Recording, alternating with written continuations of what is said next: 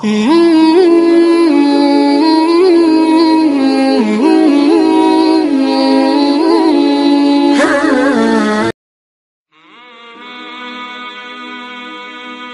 আলাইকুম ওয়া রাহমাতুল্লাহি ওয়া বারাকাতুহু।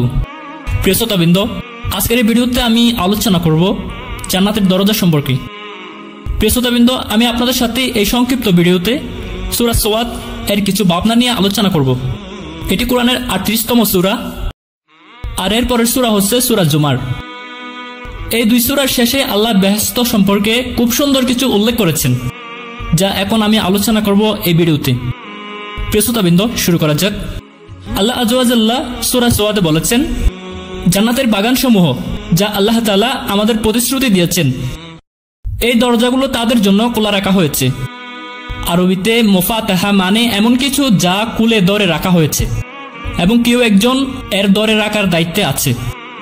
এবং যেভাবে আল্লাহ এটি বর্ণনা করেছেন, জান্নাতের দরজা ইতিমধ্যে খুলে ধরে রাখা হয়েছে। এটি কিয়ামতের দিন খোলা হবে না, এটি ইতিমধ্যেই খুলে ধরে রাখা হয়েছে। মুফাতাহা আর মাফতুহা এই দুটি আলাদা শব্দ। আরবিতে মাফতুহা মানে দরজা খোলা, আর মুফাতাহা মানে দরজা প্রশস্তভাবে খুলে ধরে রাখা। প্রিয় শ্রোতাবৃন্দ, এখন চিন্তা করুন, আপনার অনুমান শক্তিকে কাজে লাগান। যখন দরজা বন্ধ থাকে, তাদেরকে দরজার বাইরে দাঁড়াতে হবে, ঘন্টা বাজাতে হবে, দরজায় কড়া নাড়াতে হবে, অপেক্ষা করতে হবে দরজা খোলার জন্য, এবং তারপরেই তারা ঢুকতে পারে। যখন আপনি আপনার অতিথির সুবিধার জন্য খুব বেশি উদ্বিগ্ন থাকবেন, তখন আপনি কি করবেন? আপনি দরজা খুলে রাখবেন। এরপরেও আপনার অতিথি দরজা অর্ধেক খোলা দেখে হয়তো ভাবতে পারে যে, আমি জানি না, আমাকে হয়তো ঘন্টা বাজাতে হবে, ঘরে ঢোকার জন্য অনুমতি নিতে হবে। যেরকম আল্লাহ তাআলা বলেছেন, তোমরা যারা বিশ্বাস করো তারা অন্যের ঘরে ঢুকো না ততক্ষণ না অনুমতি পাও। সূরা আন-নূর আয়াত নম্বর 27। প্রিয় শ্রোতাবৃন্দ, এখন তৃতীয় আরেকটি অবস্থার কথা চিন্তা করুন। ধরুন আপনি কাউকে দায়িত্ব দিলেন, যেমন কোনো বাচ্চা অথবা কেউ, আপনি দায়িত্ব দিলেন আপনার বাসার দরজা খুলে ধরে রাখার জন্য এবং আপনার অতিথিদের স্বাগতম জানানোর জন্য যখন তারা আপনার বাসায় ঢোকে, যাতে আপনার অতিথিরা অপেক্ষা করার মতো অসুবিধায় পড়তে না হয়।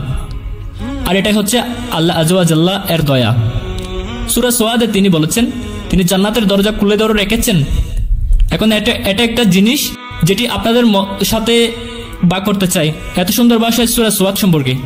প্রিয় শ্রোতাবৃন্দ, এখন চলুন দেখি সূরা আজ-জুমার এ আল্লাহ কি বলেছেন। সুবহানাল্লাহ, এটা অত্যন্ত সুন্দর। আল্লাহ দুর্যোগের আগুনে জ্বলিত মানুষের কথা বলেছেন। আমি এখন আপনাদের দেখাবো, অকৃতজ্ঞ মানুষদেরকে হাঁকিয়ে নিয়ে যাওয়া হবে। শাখা মানে কাউকে তাড়াতাড়ি সামনের দিকে ঠেলা, তাড়াতাড়ি জাহান্নামের দিকে, জাহান্নামের আগুনের দিকে। প্রিয় শ্রোতাবৃন্দ, এখন আমরা কোরআনের অন্যান্য জায়গায় দেখেছি যে জাহান্নামের আগুনের গর্জন অনেক তীব্র। মানুষের গর্জন জাহান্নামের বাইরে থেকে শুনতে পাবে।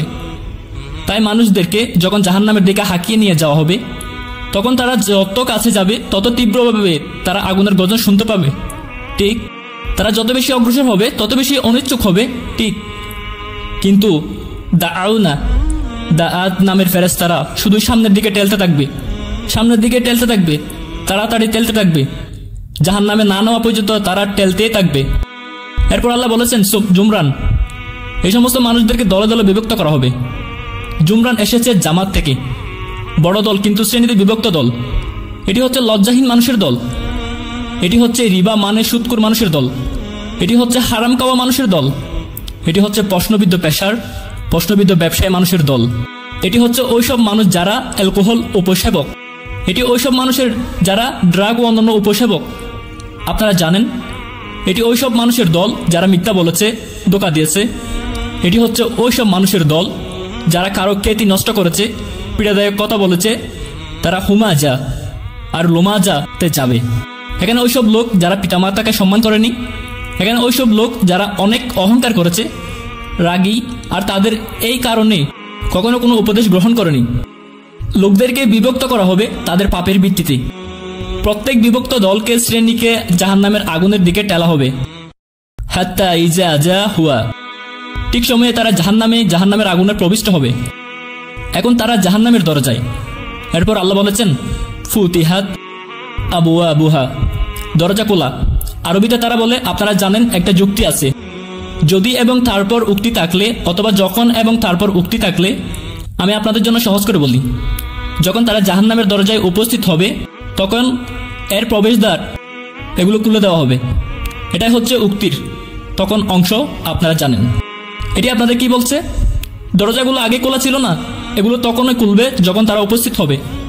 চিন্তা করে দেখুন এটা নিয়ে। আল্লাহ বলেছেন জান্নাতের দরজাগুলো ইতিমধ্যে খোলা রাখা হয়েছে, কিন্তু বলছেন না যে জাহান্নামের দরজাগুলো খোলা রাখা হয়েছে। এটা কিন্তু সুন্দর না। আল্লাহ এটা চান না। যদি এটা খোলা থাকতো তার মানে আল্লাহ মানুষদেরকে জাহান্নামে ঢোকানোর জন্য অপেক্ষা করাচ্ছেন। প্রতীক্ষিত অতিথিদের জন্য জান্নাতের দরজা খোলা রাখা হয়েছে, কিন্তু জাহান্নাম এমন এক জায়গা যেখানে আল্লাহ মানুষদেরকে স্বাগতম করতে চান না। তিনি চান না মানুষ জাহান্নামে যাক। দেখুন ভাই, তাই তিনি দরজা বন্ধ করে রেখেছেন। আর এর একটি সুন্দর ভালো দিকও আছে, আর সেটি হচ্ছে কেন জেলখানার দরজা খোলা রাখা হবে? জেলখানার দরজা অবশ্যই বন্ধ থাকা উচিত। জেলখানার দরজা শুধুমাত্র দুইবার খোলা হয়, যখন কায়দিকে ভেতরে ঢোকানো হয় অথবা যখন কায়দিকে বাইরে বের করানো হয়। এটাই শুধু খোলার সময়। তাই এটা আল্লাহর দয়া, যেটাকে আমরা ভয় করা উচিত। জাহান্নামের দরজা তখনই খোলা হবে যখন জাহান্নাম ব্যক্তিকে জাহান্নামের দরজায় উপস্থিত হবে। এখন এই আয়াতে আরও অনেক কিছু আছে, কিন্তু এই ছোট ভিডিওতে আমি সেগুলোতে যাব না। আমি আপনাদেরকে আরেকটি আয়াতে নিয়ে যাচ্ছি। এটি একই সূরা আজ-জুমার এর একই উপসংহারে আল্লাহ আযজা ওয়া জাল্লা বলেছেন সূরা আজ-জুমার 73 নম্বর আয়াতে, যেসব মানুষ তারা আল্লাহকে ভয় করেছে, সাবধান থেকেছে, সতর্ক থেকেছে, তাদের জীবন পরিবর্তন করেছে এবং আত্মরক্ষা করেছে, তাদেরকে তাড়াতাড়ি জান্নাতের দিকে দলে দলে নিয়ে যাওয়া হবে। শিক্ষা আপনাদেরকে বলছি, তাড়াতাড়ি নিয়ে যাওয়া হবে। তাদেরকে কেন তাড়াতাড়ি নিয়ে যাওয়া হবে? কারণ আল্লাহ চান না তাদের জন্য বিচার দিন দীর্ঘ হোক।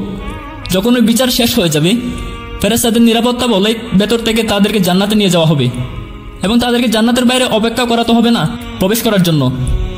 কারণ বিচার দিনে যখন সবার বিচার চলবে, তার আশেপাশে যদি আপনি থাকেন তাহলে আপনি ভীত হয়ে পড়বেন। আল্লাহ আপনাকে ভীতি করতে চান না।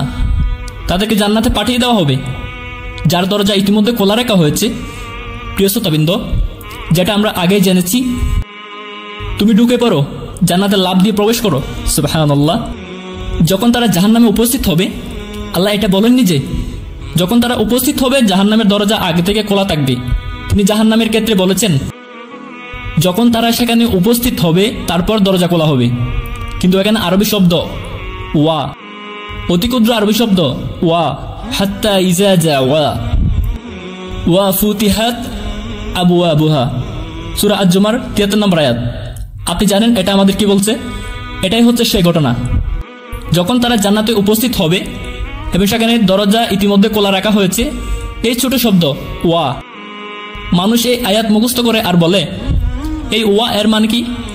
এই ছোট ওয়া মহান আল্লাহর দয়া সম্পর্কে সূরা সুয়াদে বলা হয়েছে যখন তারা সেখানে উপস্থিত হবে এবং আসল ব্যাপার হচ্ছে এর দরজাগুলো আগে থেকে খুলে ধরা রাখা হয়েছে। সুবহানাল্লাহ। আমরা যেন জান্নাতের ওই দরজা দিয়ে ঢুকতে পারি যেগুলো ইতিমধ্যে খোলা রাখা হয়েছে। এবং এই শব্দগুলোর দিকে আরেকবার দেখুন।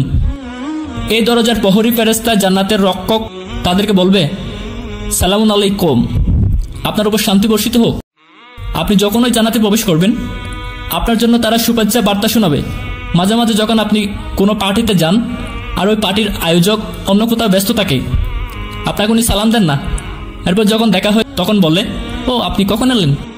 জান্নাতে আপনি যখনই প্রবেশ করবেন তখনই আপনাকে সালাম দেওয়া হবে, আপনার সম্পর্কে ভালো মন্তব্য করা হবে। কি ভালো আপনারা? সাধারণত আপনারা যেসব মন্তব্য শুনেন, যেমন এই সুন্দর স্মার্ট, সুন্দর টাই, সুন্দর এটা, সুন্দর ওটা, ফেরেশতারা বলবে কি ভালো আপনারা। ও আল্লাহ, কিছু ভালো মানুষ জান্নাতে প্রবেশ করেছে। আপনি ফেরেশতাদের কাছ থেকে ভালো ভালো মন্তব্য পেতে থাকবেন। তারা বলবে এখানে বাস করো, তোমরা এখানে চিরস্থায়ী। সুবহানাল্লাহ। আর শেষ কথা, আমি জানি এটা দীর্ঘ হয়ে যাচ্ছে, শেষ কথা ওয়াকাল্লু আলহামদুলিল্লাহ, সূরা জুমার 74 নম্বর আয়াত। এখন আপনি জান্নাতের দরজা দিয়ে ঢুকে পড়েছেন, আপনি এখন জান্নাতে। প্রথম জিনিসটি আপনি বলবেন আলহামদুলিল্লাহ। আমরা প্রতিদিন আলহামদুলিল্লাহ বলি, তাই না? প্রতিদিন আমি নামাজে বলি আলহামদুলিল্লাহ রাব্বিল আলামিন। যখন আমাকে কেউ জিজ্ঞেস করে আপনি কেমন আছেন, আমি বলি আলহামদুলিল্লাহ।